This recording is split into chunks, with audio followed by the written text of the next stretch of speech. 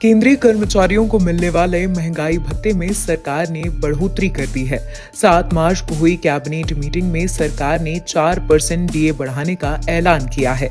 ये 1 जनवरी 2024 से लागू होगा।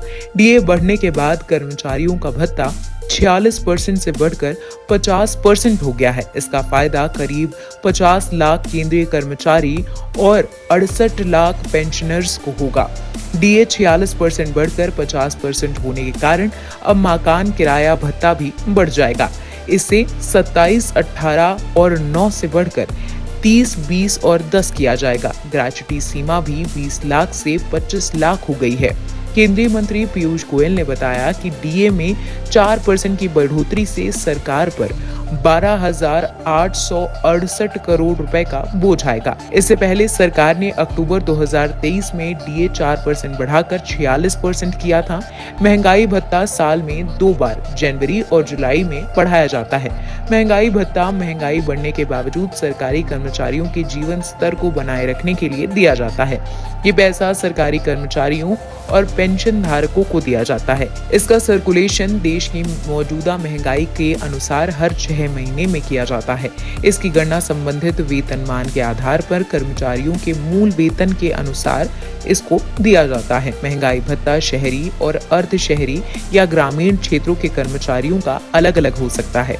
आसान भाषा में अगर समझें तो बेसिक सैलरी में ग्रेड सैलरी को जोड़ने के बाद जो सैलरी बनती है उसमें महंगाई भत्ते की दर का गुणा किया जाता है।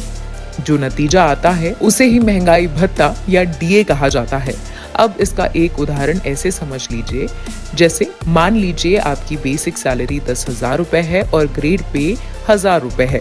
दोनों को जोड़ने का टोटल के बाद 11,000 रुपए हुआ। अब बढ़ने वाले 50% महंगाई भत्ते के लिहाज से देखें तो ये 5,500 हुआ। सबका जोड़ने के बाद टोटल सैलरी आपकी 16,500 रुपए हो गई। वहीं 46% डीए के लिहाज से आपको 16,060 रुपए बेसिक सैलरी मिल रही है। यानी 4% डीए बढ़ने के बाद हर महीने आपको 440 रुपए का फायदा होगा। कैबिनेट मीटिंग में 5 बड़े ऐलान हुए। पहले तो केंद्रीय कर्मचारियों के महंगाई भत्ते को 4% बढ़ाकर अब 50% कर दिया गया है। ये जनवरी 2024 से लागू होगा। दूसरा, पीएम उज्ज्वला योजना के लाभार्थियों को 300 रुपए प्रति सिलेंडर की सब्सिडी 1 साल और मिलती रहेगी।